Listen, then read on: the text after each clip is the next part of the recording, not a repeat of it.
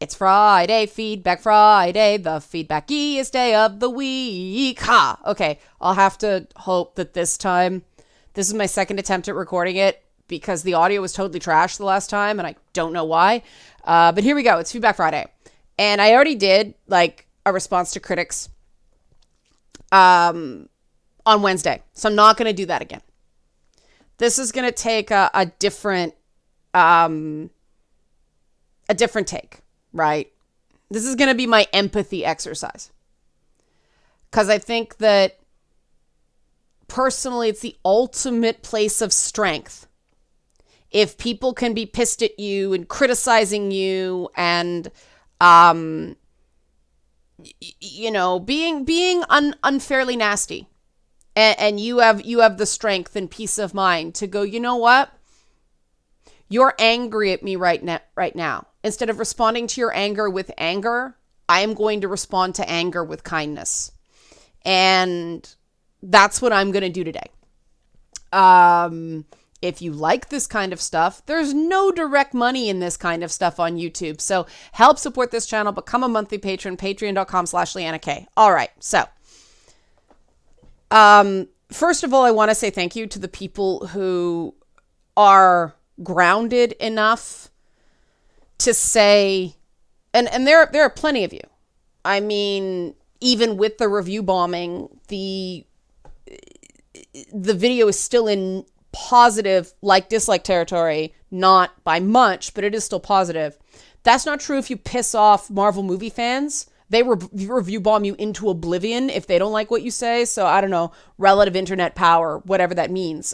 One of the things I've found is that Jordan Peterson is somebody who is very relevant and very important to a very loud and passionate minority on the internet. But in terms of traffic regarding him, he isn't the same draw as, say, Johnny Depp and Amber Heard or stuff about Kobe Bryant or stuff like that.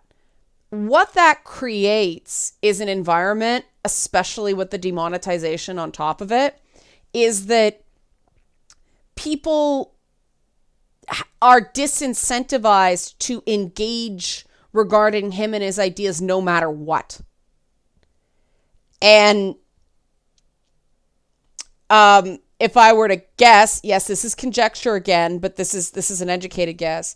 If I were to guess, I think Jordan Peterson would at this point be just fine to go back into obscurity and get his life pre-Bill C-16 controversy back. That would be my guess. A few people on Twitch, when we talked about this yesterday, said Jordan Peterson just strikes them as a guy who can't handle being famous. I don't think anybody can handle being famous on their own. I think that without appropriate support systems, including management and proper public relations, anyone gets eaten alive. Somebody who had the profile of someone like Jordan Peterson, their public statement should not be done by a family member with no PR training. That should be handled by a professional, precisely because part of a good manager and PR person's job is to help you contextualize and process the huge amount of attention, positive and negative, that you get when you end up in the public eye. I had years of competitive dance and theater to kind of slowly ramp up to being on television, and it was Canadian TV.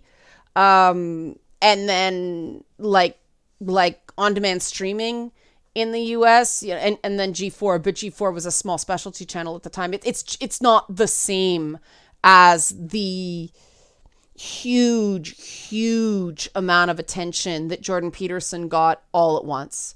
Nobody can handle that. And, the descent into mental health challenges is not, I don't believe that's a weakness of his character, because, we talked about the fact that his earlier stuff, when he was talking about, maps of meaning era, when he was talking about, ancient Greek archetypes and stuff like that, his thinking was much more coherent. His ideas were more focused. He didn't go around in circles as much.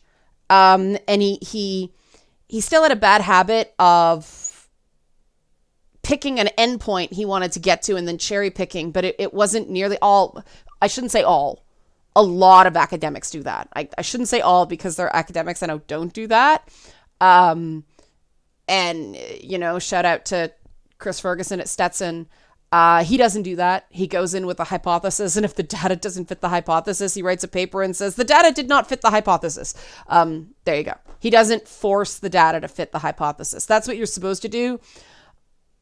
A lot of academics don't, because they get so invested in their professional reputation. But I really don't think that Jordan Peterson warranted the public menace label that got put on him. I think the reason that happened is that right-wing politicians started using his arguments in an ultimately futile attempt to defeat the bill that enshrined transgender gender expression and gender identity as protected classes in Canadian law. And they started using it disingenuously, I believe. I normally say I hate that word, but politicians are disingenuous all the time. And I think to an extent they did misquote what he said. But as many people, even people who are fans of Jordan Peterson, admit, the way Jordan Peterson communicates makes it very easy to mischaracterize what he's saying, because he tends to speak in strings of citations. Even like when somebody normally writes a response to a hit piece or a negative piece of press, it is usually, here's who I am, here's what I really feel, here's what I really think, and here's what I really said, contrary to what was published. What Jordan Peterson did is quoted people on supportive subreddits like he was writing an academic paper, and that wasn't the appropriate response to that. Like, dude, you know what your motivations are. Why are you citing somebody else who doesn't have direct access to what you're saying? It's so almost cartoonishly academic. And it's things like that that leave people either going, you're saying nothing. Like, what are you saying? Or people, on the one hand, yes, he hasn't said a lot of things, or I don't believe he intended to say things like women should be forced to have sex with men, which is what the enforced monogamy comment led to. He didn't say that. He was using a technical term that wasn't smart to say to the New York Times. He did, however, reach into hyperbole and refer to, for instance, the Prime Minister of Canada as pushing murderous legislation. That drive to emotionality has caused him to say really over the line things when he gets worked up. So yes, he has been mischaracterized a lot of the time. He has also said some stuff that is fairly open to criticism. He went over the line, as much as you like, he jumped from a compelled speech argument to calling things a murderous piece of legislation. That's way over the line. Like, there's no getting around that. And just because he's made a few mistakes, this is the other problem with our modern age, right? There are plenty of people whose thinking I admire that I also believe make colossal errors in judgment from time to time. You know? You know, Ayn Rand's an example. I think Ayn Rand was incredibly mischaracterized, and I think that there's a lot more to offer in her thinking than she's given credit for. I think she should be up there with people like Simone de Beauvoir, who fell into feminist thinking, right? Like, Simone de Beauvoir intended to be an existentialist, not a feminist. She fell into it. Ayn Rand, similarly, was founding objectivism, right? But a lot of the things she talks about in terms of, you know, what she calls rational selfishness, and again, that's a technical term that got misconstrued. We would call it self-care now, or self-compassion, or, you know, it was at no point ever, it was a direct response to a particular view of altruism, but people hinged on that rational selfish thing. Well, selfishness is bad. And what she was responding to was the idea, the philosophical idea that if you let a mass murderer live, or if you let your, I think the exact, we talked about this in Broken Clock podcast. If you let a mass murderer, if you let your wife die to save a mass murderer, that is still just because you were selfless. Because the selfish act would be to save your wife instead of the mass murderer, even though the mass murderer then goes on to kill more people. That was what Ayn Rand was objecting to. Like, no, there are instances where selfishness is rational. Unchecked altruism is actually just a lack of survival traits.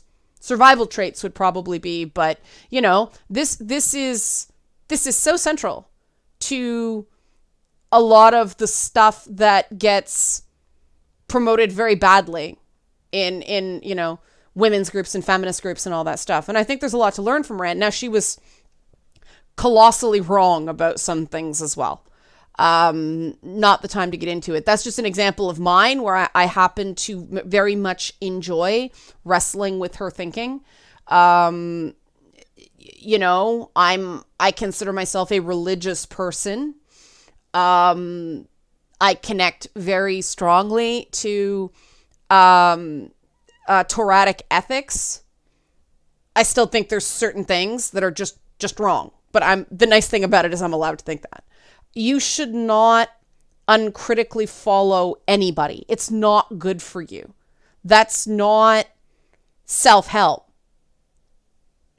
That's a parasocial attachment. And in the long run, that will fail you. But so many people now are forming these parasocial attachments, meaning you feel like you have a friendship, like a waifu, but you feel like you have a friendship with this fictional character, this famous person that you actually don't know. You only know them through media.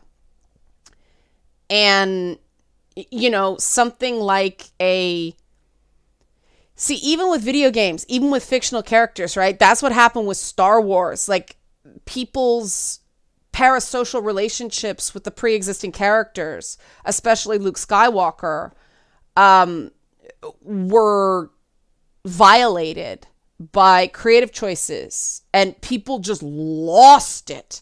Because the truth is, it's just a movie, didn't apply to them. All of a sudden, their friend was being smeared, you know? And I think there's some of that going on with Jordan Peterson as well. He's not just a self-help guru. He's not just a smart person to a lot of his acolytes. He's a parasocial father figure. And, you know, like, he's the sort of guy that Donald Trump would call central casting, right? Like if you were to cast Jordan Peterson in a movie just based on the ability for sweeping, emotionally stirring speeches, but also having kind of a sinister edge that makes him more likable somehow to a lot of people, you would cast Peter Capaldi. So like Jordan Peterson looks exactly the way he should look for what he does. And from a branding standpoint, that's really powerful. You know, Stephen Hawking took off the same way in his day because of the narrative of, oh, you know, broken body, massive brain. You know, he was practically Charles Xavier, right? These things matter in terms of popular figures. You know, Bill Nye the Science Guy has the right look for what he does. You know, Neil deGrasse Tyson kind of looking like an older Geordie LaForge from Star Trek, and, you know, the Reading Rainbow. There are just certain people that have the right look for what they do. I'm not one of them. I deliberately go against type with what I do. But there's something odd. There's something that seems just so comfortingly right, I think, to some people about, I think, you know, some guys seeing Jordan Peterson up there getting so emotional about stuff. I think there's almost a vicarious freedom watching him do that. I think that the subliminal appeal of Jordan Peterson is not the preaching of personal accountability, because you can poke holes in that stuff with his own behavior all day long. Because somebody who, instead of responding with, this is what I thought, this is what I said, goes, this is what this person said about me, and this person said about me, and this person said about me. You're not owning your own words. You're not owning your own actions. You're not even presenting your own thoughts. You're hiding behind citations, right? But what I really think the subliminal thing that people get from him is, here's this guy who was seen as a big, bad, threatening champion of patriarchy. And he's out there shaking and crying, and the one thing that he's not called is weak. And I think that there is just something there that speaks to people, their desire to be able to just be able to express themselves that way and not be called weak or some other equivalent, right? Not having their masculinity ripped away from them. Here's a guy preaching traditional masculinity he's got the Grecian ideal of the Athenian ideal of masculinity, which is, if you're not crying when something happens to your friend, you didn't care about him enough. We got some warped ideas of what traditional masculinity. Strangely, our traditional masculinity only goes back about 80 years. That's not really traditional where I come from. That's a fairly new phenomenon. So I think that's what's actually going on. And that's identity, right? That speaks to an identity thing with people. And this is really why people get so mad. Because again, as I said on Wednesday, the explanations people gave, they don't make sense. They don't. Just based on the statements of the guy they've lionized. Like, they don't make sense that they would be upset across the board. There's some selective stuff going on here. Now, just because that's true, and this is an effective listening exercise, right? Just because that's true doesn't mean there isn't some truth to their anger. And this is the thing about validating somebody even while disagreeing with them. And this is possible, and this is what I would like to see a lot more of in public discourse. Just because the reasons people gave for their anger don't stand up to rational reasoning, doesn't mean the anger isn't valid. The anger is valid in covering up, fear that this parasocial father figure that they have isn't doing well and may be taken away from them. I think there's also a lot of fear that his reputation is now ruined. And so people are behaving very defensively. I don't, to be completely honest, I don't think his reputation is ruined because he didn't say these things. His daughter did. He's not, and this is why I don't agree with what his daughter's doing. She is speaking off-brand. And I really think she should stop speaking for him. I think it should be short, fact-based communications without a lot of embroidery. I don't think she's helping him. Now, that is not his fault. He is not in a position to stop her.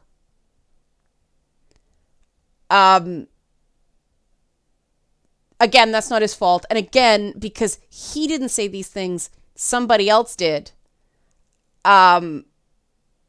He can't be blamed for her opinions, right? He may not share them. We don't know. That being said, I find this interesting because other groups of people, let's face it, this is just an inconvenient truth. The bulk of Jordan Peterson's fan base is white, straight, cisgender, and male. There are certain cultural tensions that come with that territory. There are also certain cultural licenses regarding behavior that have changed rapidly in the past 20 or so years. Maybe I'm being... in the 80s, you could still go out and brawl as a white dude. But that's a blink. Like 20, 30 years, that's a blink of an eye. I guess that's 40 years. No, the 90s, there was still... people still settled things with their fist in the 90s. So the 1990s, it started to shift. 2000s and so on. That's a blink of an eye. And it's one generation all of a sudden where the behavior patterns are totally different for what's considered acceptable behavior. And, most people know that when young black men are getting to the age where they're becoming teenagers, they're sat down and given what's called the talk, which is how to interact with police, but essentially how to act in white authority structures as a general rule. And, because of where I grew up, because of, covered hip hop, all that stuff, I saw the code switching in real time. And it has a real lasting impact on me to see the way black guys talk in the in-group and then when they talk in white cultural structures. It's night and day. And it's astounding. And I feel this weird guilt that I get the sense that they're ashamed that I see it. And that could be totally wrong. But it's just a sense I get. White boys, and this is not an insult, they're not given that talk the same way.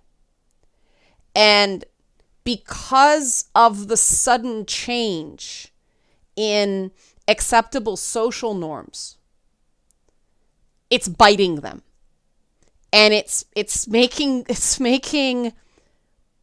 white dudes the easy stock villain that black dudes used to be, inherently scary, prone to anger and violence. You can't reason with them. You just have to get away with them. And don't get me wrong, black guys still get that. And it's shitty. And people thinking you're bad on the internet is nowhere near to you might get shot by police because you're seen as a threat more just because the color of your skin. I am not comparing those two. I am showing the universality of the way people would like to respond versus the way they are taught to respond. And so you've got this group of guys. We talk a lot about how media affects women, but we don't talk as much about how media affects men's idea of themselves. And when a lot of the media that men consume in their formative years is people solving problems through beating each other up or fighting verbally or fighting physically, that internalizes, right? And if they have strong, positive male role models in their lives, just like if women have strong, positive role models in their lives, they're taught a paradigm of masculinity that is not settle it with your fists. If they don't have that, then they get out into the world and the stuff they're taught, fight for what you want, be aggressive, what they've been taught totally doesn't work.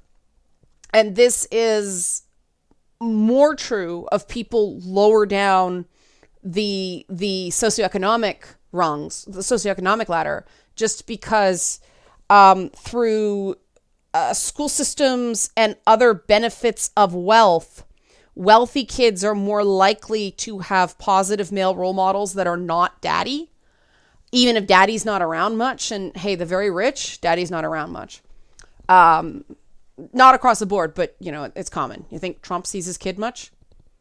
Heads of state don't see their kids much. They all talk about how tough it is. Even Barack Obama was separated from his kids.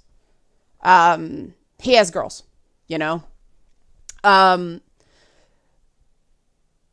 but this is systemic. This is not an inherent flaw in the person. This person has never been guided to show in real terms, you don't get what you want by being angry and seeming slightly crazed on the internet. You get what you want. And I think the dialogue on this channel this week has shown this. You get what you want by taking a breath and not just shutting up and saying nothing, but expressing yourself in a way that even if the logic doesn't make complete sense, you have comported yourself well enough to be taken seriously, And enough people did that regarding these Jordan Peterson videos for me going, okay, I can't agree with what you're saying. I can't agree with what you're saying. It doesn't make sense to me. But there's a valid feeling behind this. And that's when you get into why. What could possibly be behind this? And the big debate around Jordan Peterson, separating the Bill C-16 thing, which I'm sorry, he was just wrong about. If you believe he wasn't wrong about it, we're never going to agree. He was just wrong about it. But the ongoing thing of whether he's a menace to society or a self-help guru who, even the people that can admit he's wrong about things, still think he's a net positive force in their lives. I think everybody in this debate is a good person. who wants the best outcomes. We disagree whether what Jordan Peterson is putting out there is actually going to help the people long term who have been helped, at least in the short term, by his work. And to figure out what actually helped them, because it's possible he may need to step away from public life, which means they're going to need some other parasocial father figure. Maybe they'll just start watching reruns of Peter Capaldi's Doctor Who. I don't know. It's one way to do it. But it's almost like there's a bunch of people out there who are like, well, I won't spoil it, but I won't say the reference I was thinking. Never mind, scratch that. It's almost like we need more dad, like tough but fair dad role models on TV. Not the too perfect dad, not the schlubby sitcom dad. Dads who are just good dads. So, people have, and like dads of adult children. Like, I personally love the relationships on that show Blue Bloods, right? Because you got the granddad, you got the Tom Selleck as the police commissioner, and then you got his 3 kids, 2 of whom are cops, one of whom is a prosecutor. And they had these family dinners. And like Frank, that's Tom Selleck's character on Blue Bloods, it's like, he's conservative. Like, they actually had him as a sympathetic character supporting stop, question, and frisk. And I was like, my jaw just became unhinged. I'm like, whoa. And of course, the younger people didn't agree with it. And then they all sat down to family dinner and they fight a lot, but they still love each other. I think that and I'm like, wow, he's a tough old bird. He's got some dated ideas, but he always has his kids back and he always tries to do the right thing. And it's almost like those figures need to exist where people can imagine themselves as, Frank Reagan's kid. Because that, I think, is what lies at the appeal of Jordan Peterson, despite people saying, you should really watch hours and hours and hours of videos before you form an opinion. I have. And I admit it. I don't get it. But I think the reason I don't get it is I'm past the point where I need parental figures. Now, I should say part of the reason I'm past that point that I need parental figures is, I didn't have a biological father that gave that good male role model. But I did have other people, my stepfather and teachers and, various directors when I was a teenager and things like that provided me with positive male role models. But I'm at the point where I don't need a mom, I don't need a dad, but that's a privileged position to be autonomous and individualized in that way. There are steps that people require to get there, and if people are not there, it's not your fault. But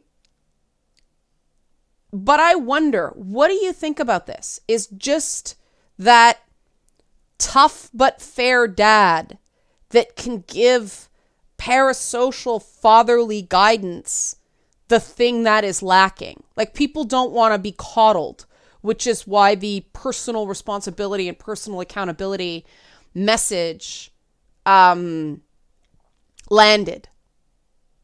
Now, what I think that is missing from the Jordan Peterson equation is that ability to set an example of what do you do when you feel wronged that comes from a stable and truly strong place.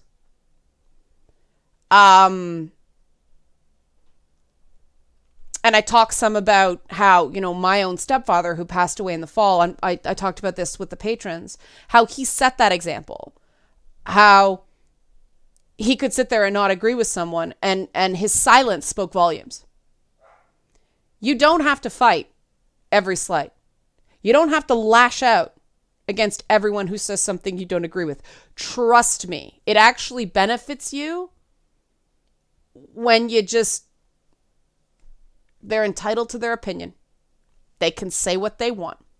I don't agree with them, but they can say what they want. But that requires a sense of self and a sense of self-esteem and a sense of self-compassion that is something that it's XP, right? It's developed. You're not born with it. No one is. That is something that is formed. That is taught. That is taught by example. It is taught by compassion of people around you. What do you guys think about this? Like, because if that's what he gives his fans, supporters, I don't know what to call them, parasocial prodigies, that is positive.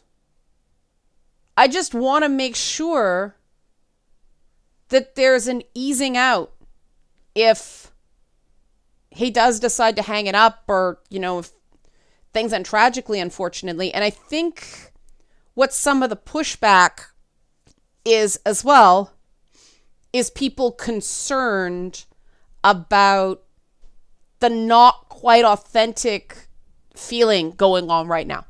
And these are all good people who want the best, who care. Because if this is what Jordan Peterson gives young men, that's very important to know. And that is, that element is positive. The question is what happens when it's gone. And for those of us who care about young people, we have to start planning now for what comes next. We have to take people to the next step. And that means correctly understanding why people feel such passionate devotion to a figure like this. And what that means for people like me is stepping into a mindset, stepping into a perspective that I don't share and don't inherently understand.